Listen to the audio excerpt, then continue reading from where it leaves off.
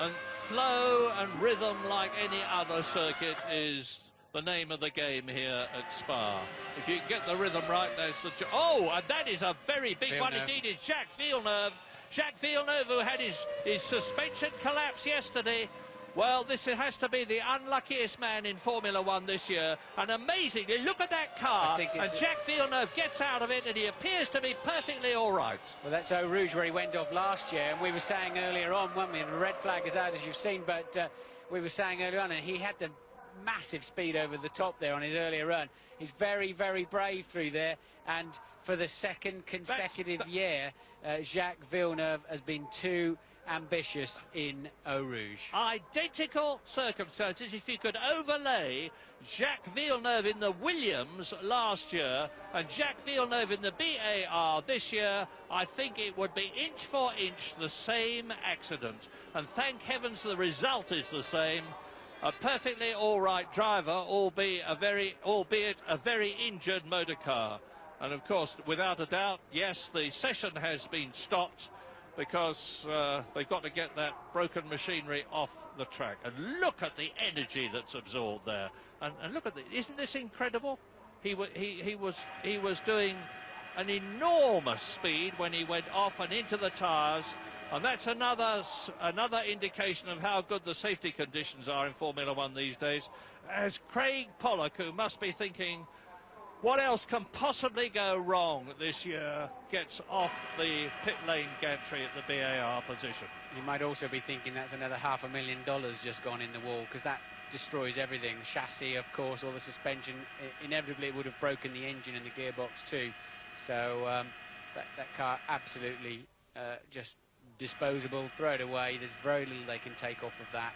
And even they throw the seat belts away. Once a driver's had a big impact like that, the seat belts get thrown away too. But other people lose out, of course, at this moment, because, for example, Frentzen was on a very good lap, and that lap gets red flagged off. You are given a lap back in lieu of the red flag lap, but of course you don't get another set of tyres. You've lost the freshness of one of your new sets of tyres. So anybody on the circuit is also paying a little bit of a penalty here for Jacques' determination through Eau Rouge. It wasn't only Frentzen that suffered, because Damon Hill was in exactly the same position. So was Mika Salo and Johnny Herbert, Jean Lacey and Pedro Diniz. Here's a replay. Yes, here we go again. It started to get away from him in the foot of the hill, where the compression on the suspension and the car bottoms out, the tyres can go slightly light, and Jacques never able to recover it from there. Does it actually roll over? I was trying to catch it earlier on. Yes, it does. Look, it actually does a roll and ends up right way round again. That is an enormous with Jacques accident. in it, of course. Yeah. I mean, you're tightly belted. You can't move a muscle. Your head can move from side to side.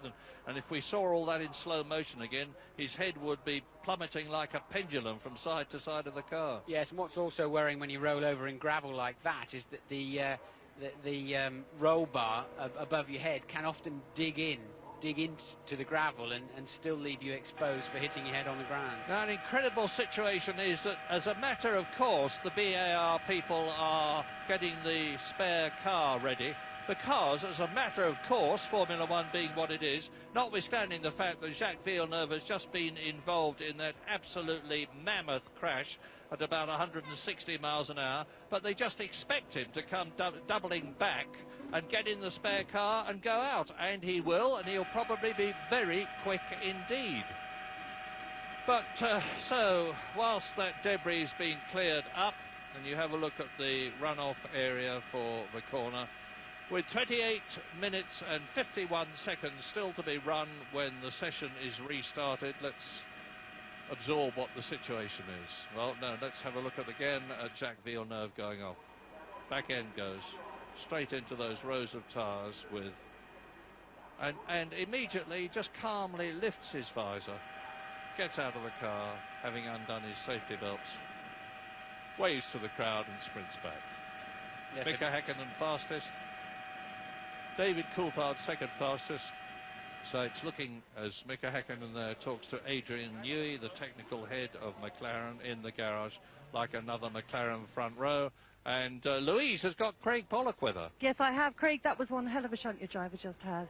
Well, he had the same shunt last year, and he thought it was the biggest one he'd had. But I think having a look at this is the biggest. The most important thing is Jacques looks as if he's okay, and he's ready to get into the backup car. Any idea what speeds he was doing? It's not a question of the speed, I don't know, but I know that he was flat out. Thanks. We're glad he's okay.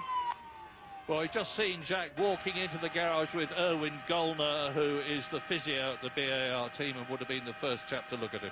Yes, I remember having dinner with Jacques in Tokyo last year prior to going down to Suzuka, and he said, oh, let's talk, what's your best ever accident, you know? And he gets so excited talking about his big crashes he had over in IndyCar racing and Eau Rouge here, and Jacques gets quite a buzz out of that sort of thing. While they're clearing up the mess, we're going to take a quick break.